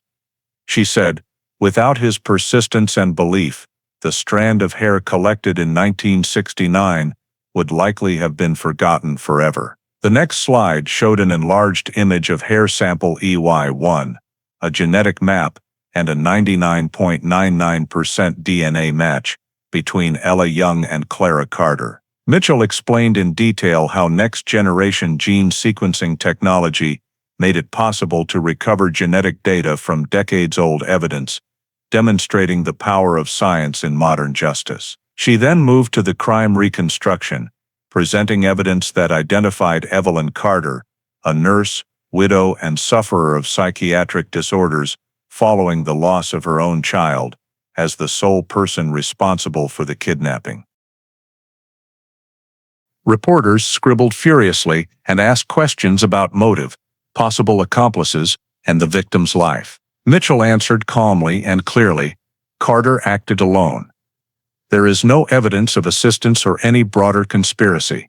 This was a psychologically driven act, not an economically motivated crime." When she announced that the victim was still alive and in the process of legally reclaiming her true identity, the room fell silent for several seconds before breaking into applause. Another photograph appeared, little Ella standing beside her mother in 1968, provided by the family. Beneath it, the caption read, "Returned home after half a century." The FBI Newark Regional Director stepped forward and gave a brief statement, saying this was one of the longest-running and most moving investigations the agency had ever handled. He emphasized that the success was due not only to technology, but to the perseverance of people who refused to let cases stay closed forever. After his remarks, the media representative invited Sam Harper to speak. He stood slowly, his voice hoarse and deliberate, and said he never thought he would live to see this day. "I only kept one strand of hair, and the belief that one day science would speak for justice, he said, looking up at Ella's photo on the screen. Today, justice has spoken. The entire room rose to its feet in minutes-long applause. Mitchell stepped down, shook Harper's hand, and the two stood in silence. No words were needed. At the end of the press conference, the FBI spokesperson officially declared, Case NJ-69071E is closed, with the conclusion, victim identified as Ella Young, suspect Evelyn Carter deceased. Case status, self. At the same moment, on the internal electronic board, the case status was updated, and the words closed. Victim found alive, lit up in the National Cold Case Directory. American media immediately ran the story, calling it the miracle of DNA technology and a triumph of faith spanning more than half a century. Television news replayed footage of Mitchell at the podium, intercut with black and white 1969 archival clips of the search operation on Cape May Beach. In the back rows, several young agents whispered to each other that they had never seen a cold case resolved so completely. Before leaving the stage, Mitchell looked once more at the words on the large screen, Ella Young, found alive, after 54 years, and gave a small nod. For her, that morning was not just the end of a case, it was testament to an entire generation of investigators who believed in justice, even if it took half a lifetime. The case file was closed, sealed, and transferred to the National Archives with the note, Solved Cold Case. Reference, for training. From then on, the Ella Young case became a classic example in FBI investigative training courses, proving the timeless truth Harper had once written in his journal. No case is ever too old if someone is still looking. After the press conference at FBI Newark headquarters, the final step in the Ella Young file, cold case hash, NJ-69071E, was carried out, arranging the reunion between the victim and her surviving family. Laura Mitchell and the psychological support team contacted St. Joseph Nursing Home in Vinland, where Martha Young, now 87 years old, was living. When she received the call from the FBI, she initially thought it was a mistake. The person in charge simply said gently, "We have news about Ella." On the other end of the line there was a long silence. Then Martha began to sob, asking over and over in a trembling voice, "Is my daughter really alive?" On September 18, 2018, the reunion was scheduled at the Seaside Nursing Home in Cape May, the very place where everything had begun. Beforehand, to ensure absolute certainty, the FBI conducted one final relative DNA verification. A blood sample from Martha was taken at a local hospital and sent to the Quantico laboratory. The results showed a 99.999% mother-child genetic match, leaving no room for error. When Mitchell received the report, she smiled, knowing the upcoming meeting was no longer just a legal formality, but a genuine miracle. For the entire week leading up to the reunion, Martha barely slept. She asked the nursing staff to help her choose a simple pale blue dress, the one she called the color of the ocean and of my daughter. Meanwhile, in Reading, Pennsylvania, Ella, still not used to being called by her real name, was supported by the FBI's psychological counseling team as she prepared for the trip. She remained confused and frightened, yet deep inside she felt an indescribable urge, as if the 6-year-old inside her was still running through the crowd, looking for her mother that day. On the morning of the reunion, the Cape May sky was clear and bright, the wind carrying the familiar scent of sea salt. The nursing home was just a few miles from the Wildwood Boardwalk, where time seemed to have stood still since 1969. Mitchell arrived early to oversee security and media arrangements. The FBI allowed a small group of reporters to attend, but kept them at a distance so the event could remain dignified and quiet. When the black car pulled up to the gate, Ella stepped out, clutching her purse tightly, sunlight glinting off her silver-streaked blonde hair. She paused for a moment, took a deep breath, and walked through the glass doors where her mother was waiting. In the common room, Martha sat in a chair by the window, gazing out at the courtyard. When the door opened, she turned, slowly rose to her feet, her frail legs trembling. For the first few seconds, no one spoke.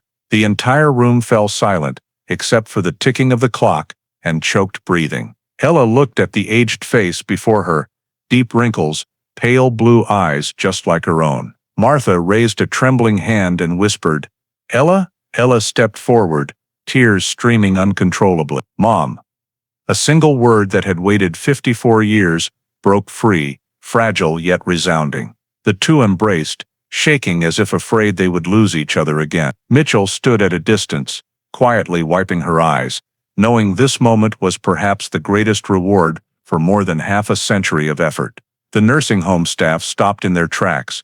Many bowed their heads, unable to speak. After a few minutes, Martha sat down, still holding her daughter's hand. She said that all these years, no matter what anyone told her, she had never believed Ella was dead. Every birthday she had mailed a letter to her daughter. Letters with no recipient that the FBI had now returned to Ella. Ella opened each envelope, reading the shaky handwriting. "My daughter, if you are still out there somewhere, know that I never stopped waiting for you." Ella sobbed, resting her head on her mother's shoulder, like the child she once was. The reunion lasted more than 2 hours. Doctors were present to monitor Martha's health, but she refused to rest. "I've waited my whole life. Don't make me stop now," she said with rare firmness. Reporters were allowed to record the final few minutes. The photograph of mother and daughter holding hands by the window, bathed in soft golden light, became an icon of hope. The next day that image appeared on the front pages of the New York Times, the Washington Post, and nearly every major television network. The headline read, "Found after 54 years, the girl from Cape May returns home." The news spread across America. Millions watched the video of Martha gently touching her daughter's cheek and whispering, "You never really left me, it just took me too long to find you again." In reading, Ella's neighbors and coworkers were stunned to learn the truth. The quiet woman who had worked at the bookstore for 10 years turned out to be the victim of a famous disappearance from half a century earlier. Media outlets called it the most miraculous reunion of the 21st century. The FBI received thousands of congratulatory letters from across the country. Many from families who had lost loved ones in old cases wrote that Ella's story had restored their faith. In a brief interview afterward, when asked how she felt, Ella simply said, "I'm still learning how to be called by my real name." She squeezed her mother's hand, her eyes softening. "But I know this time, I've truly been found." That same afternoon, mother, daughter, and Mitchell walked together along the Wildwood Boardwalk, where memories had been severed half a century before. Martha leaned on her cane, Ella supporting her at the side. Waves lapped gently. The wind carried the familiar salty smell, and small flags fluttered. Mitchell walked quietly behind, watching them move slowly. No words necessary. At the end of the boardwalk, Ella stopped, looked up at the blue sky, where her red balloon had once floated away, and this time she smiled, no longer afraid. The little girl who disappeared in 1969 had come home, not only to her mother but to herself. On the way back to the nursing home, Martha looked at her daughter, held her hand tightly, and whispered, "Now I can sleep in peace." Those words closed half a century of waiting and opened a new chapter for two people who had lived between darkness and memory. That night, major television networks replayed the entire story with a simple commentary. No memory is lost forever.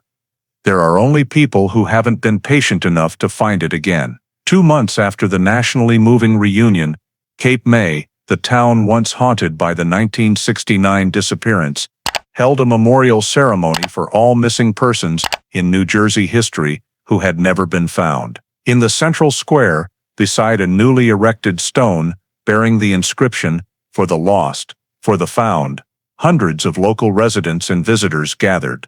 The sea breeze carried the smell of salt and the distant sound of church bells. Ella Young, now officially using her real name again, was invited as the guest of honor. She stepped to the podium in a light gray coat, her voice calm but trembling slightly as she began.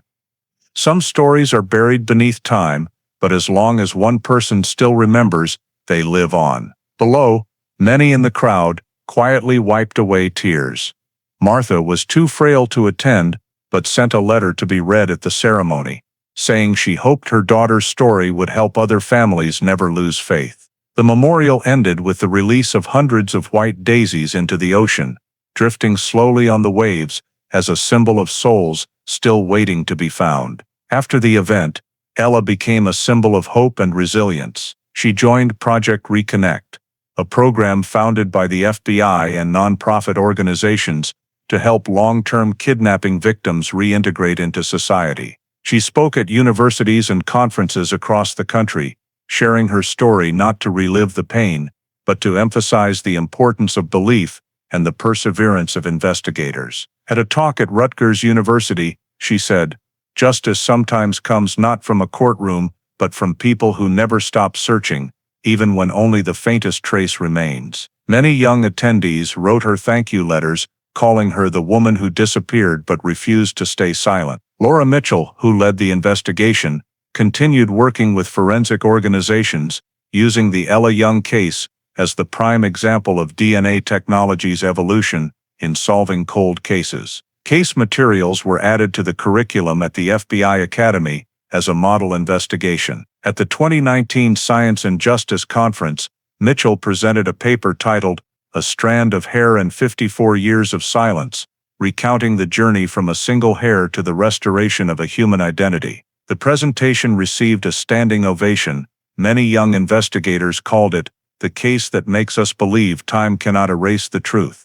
Meanwhile, Sam Harper, the man who started the search, did not live long enough to see the full aftermath. 6 months after the press conference, he passed away peacefully in his sleep at his home in Atlantic County at the age of 76. Upon hearing the news, Mitchell, Ella, and the investigation team immediately attended the funeral. The service was simple. The casket was draped with a flag and topped with a photograph of Harper in his younger days, his face stern yet warm. In her eulogy, Mitchell repeated his words from the press conference, "I only kept one strand of hair and the belief." She paused, voice breaking, and that belief brought Ella home. In the front row, Ella bowed her head, tears falling onto the old Cape May police badge Harper had once given her. After the funeral, she and Mitchell walked to the Atlantic shore, where waves rolled steadily in and released a single white daisy. A symbol of complete closure, media continued to follow the story for months, but now it was no longer sensational crime reporting. It was profound emotion at the closing of a half-century journey. Numerous articles discussed the societal impact of the Ella Young case. Funding for DNA projects doubled.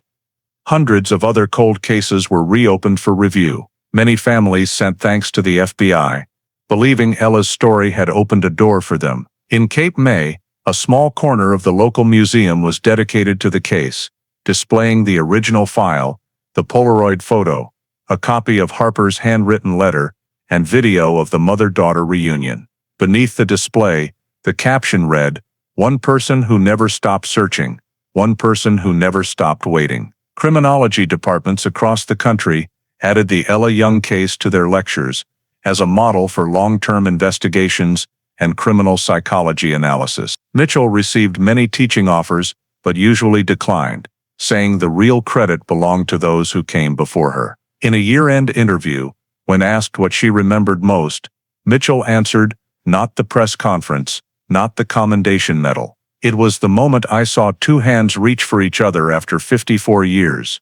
That's when justice takes human form." In Reading, Ella continued her quiet life, still working at the bookstore, but occasionally counseling other victims. She wrote a short memoir, not about the crime, but about the journey to rediscover herself. The book, titled The Name I Remember, had a limited release, but was praised by critics for its calm and compassionate voice. Whenever anyone asked how she felt about Evelyn Carter, she simply replied, "I spent half my life being afraid of her. I don't want to spend the other half hating her." That statement was widely quoted as a reminder of the power of forgiveness. By the end of 2019, at the 50th anniversary celebration of the FBI Cold Case Unit, the Ella Young file was exhibited in the Justice Does Not Forget display as a symbol of American investigative determination and the unquenchable faith of those who devote their lives to finding the truth. In forensic science conferences following the closure of the Ella Young case, experts regarded it as the perfect example of the power of forensic genealogy, the fusion of genetic science with traditional criminal investigation. From a single hair collected in 1969, modern processes turned it into pivotal evidence after nearly half a century. In this method, every biological exhibit, no matter how small, whether a hair, bone fragment, or skin cell, is stored under controlled temperature, then sequenced using nuclear and mitochondrial DNA extraction techniques. The resulting genetic data is digitized and compared against anthropological databases containing millions of samples from individuals, medical records, and donor programs. Forensic scientists identify relationships based on genetic marker match rates, building biological family trees, and working backward through branches that may connect to the victim or suspect. In Ella Young's case, the hair preserved for decades by investigator Sam Harper, though aged and faded, still contained sufficient mitochondrial DNA, the type passed down through the maternal line, to yield usable data. The durability of mitochondrial DNA was what kept the 1969 sample forensically viable, long after nuclear DNA and proteins had degraded. Othrem Labs employed multi-stage gene amplification, replicating intact DNA segments millions of times, then used anthropological matching systems to compare against CODIS and civilian medical program databases. As the software scanned billions of data points, scientists looked not only at raw genetic matches, but also incorporated demographic, geographic, and migration history to assess probability. This is the key difference between classic DNA investigation and forensic genealogy. It does more than confirm a genetic match. It uncovers family connections between people who never knew each other existed. The FBI's final report noted that hair sample E1 is among the oldest exhibits ever successfully recovered using modern DNA techniques. That a sample nearly 50 years old remained viable was considered a scientific marvel.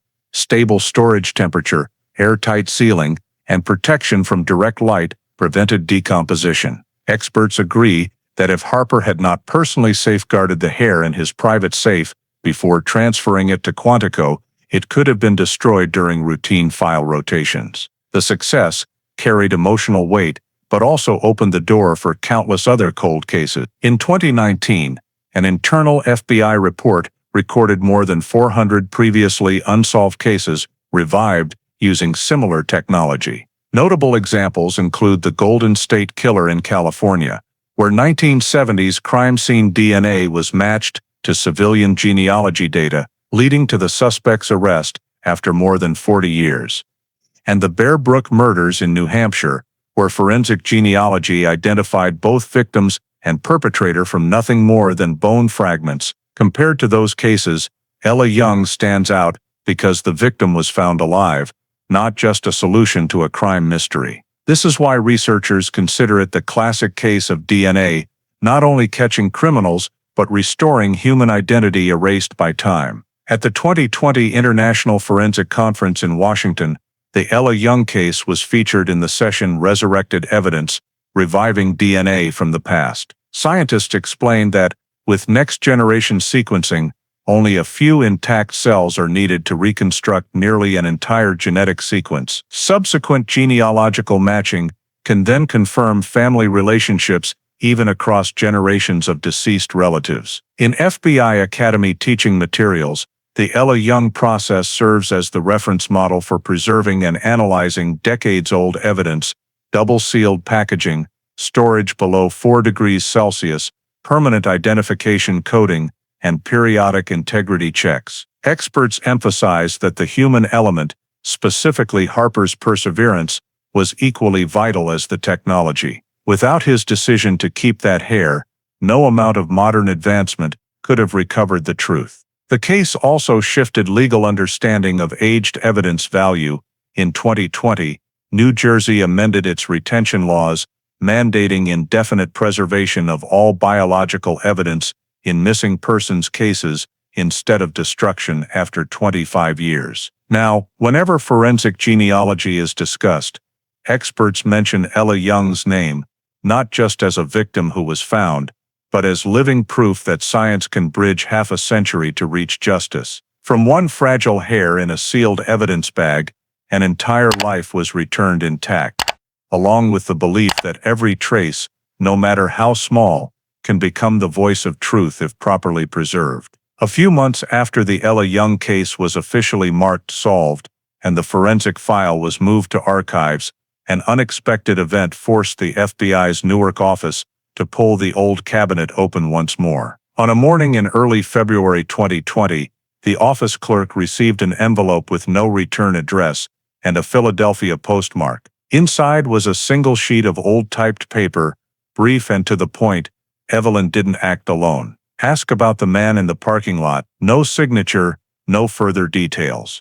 The letter was immediately handed to Laura Mitchell, who still oversaw closed files. She read the faded lines over and over, a chill running down her spine. Even though the case had been conclusively resolved, the message compelled the FBI to consider the possibility of an accomplice, something that had never been proven. Mitchell reopened the entire old file and cross-referenced the 1969 statements. In the original reports, a few witnesses had described a male figure walking behind the concession area, but it had been dismissed at the time for lack of specifics. She had every crime scene photograph copied, including those never released to the public, and sent them to the digital unit for AI-enhanced restoration. One of the photos of the parking lot revealed the shadows of two people, one tall, one shorter, reflected on the wet sand, only a few meters apart. Identities could not be determined, but the detail caught Mitchell's attention. She requested a new search of vehicle records for anything registered in or out of the Wildwood area on July 12, 1969. Most data had been lost, but among the surviving lists were 3 light blue Impalas. One was registered to Evelyn Carter, the other 2 to Min. Mitchell contacted the state DMV to trace the owners of those 2 cars. One had been scrapped in 1970, the other had once belonged to a Ronald Pierce, a technician who worked with Carter at the Atlantic Shore Clinic. Personnel records showed Pierce quit the same week Carter disappeared. When agents went to his last known address, they learned he had died in 1999. Mitchell kept digging. She pulled hotel registries, time cards, and driver's license copies. The DMV photo showed a brown-haired middle-aged man, about 6'1", roughly the same age Carter would have been at the time. There was no evidence they knew each other outside of work, but the coincidence of their simultaneous departures raised a flag. Mitchell tracked down a nurse who had worked at the clinic in 1969. The woman vaguely remembered that Carter was sometimes driven home by a male colleague in a green car, maybe Ronald. When pressed for more, she only shook her head. "I don't remember the plate, just that she always sat in the back seat." It wasn't enough for proof, but Mitchell opened a subfile coded EY69 subfile 01 with the note, "Possible unidentified male accomplice, unverified." She requested DNA comparison, but with Carter deceased and no biological sample from Pierce, confirmation was nearly impossible. Another interview with a former neighbor of Carter's in Atlantic City revealed the neighbor had seen a tall stranger visit the house a few times during the first year she lived there with the child, and that he drove a Chevrolet. The statement lent weight to the suspicion, but still proved no real connection. Mitchell submitted a preliminary report to command, based on available records, insufficient basis to confirm the existence of an accomplice. However, recommend keeping the file open for additional information. The report was signed in April 2020, marking the first time since the case was closed that the words "secondary file pending" appeared next to it in the National Cold Case Index. Still, no new leads surfaced afterward. Analysis of the anonymous letter showed it was typed on a 1960s Olympia typewriter with old ribbon, meaning it was genuinely produced on a real machine, not a modern reproduction. That made Mitchell wonder, someone who once knew Carter, or who was indirectly connected to the Atlantic Shore Clinic, might have sent it.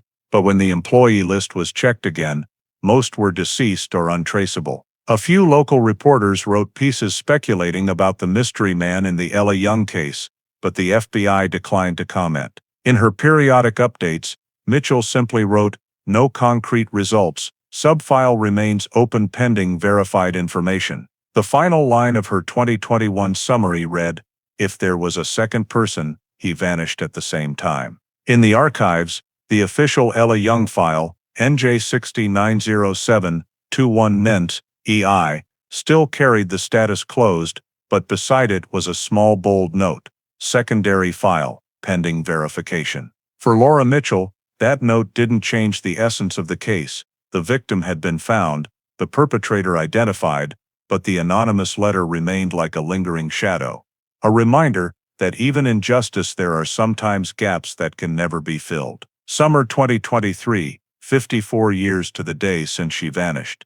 Ella Young returned to Cape May, the place where it all began. The little seaside town had changed, but the sand was still white, the wind still carried salt, and the distant ferry horn still sounded like the breath of memory. The town held its annual memorial for unsolved missing persons cases, and this time, a special section was dedicated to those who came home. Ella Young's name was at the top of the list.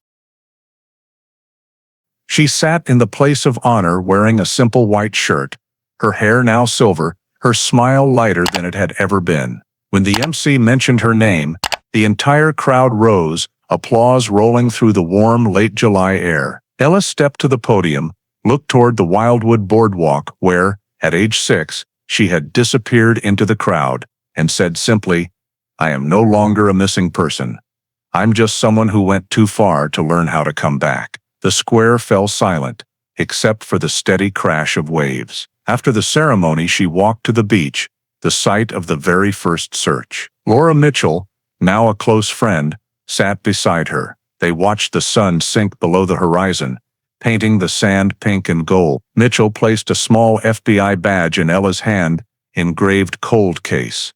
Solved," the symbol given to surviving victims. "This is for you," Mitchell said. Ella nodded and closed her fingers around it. In Washington, file NJ6090721E was officially moved to Cold Cases Resolved, National Archive. A digital copy of every document, from Delaney's first 1969 report and hair evidence, Ewine to Mitchell's final report, was preserved in the Department of Justice vault as a historical milestone. The cover page carried the note, "Case closed after 54 years, victim alive, perpetrator deceased." Ella knew those pages now belonged to history, while the rest of her life belonged to the present. A few months later, she founded the Ella Young Foundation, a nonprofit supporting long-term missing persons and their families, focusing on psychological care and social reintegration. The headquarters is in Philadelphia,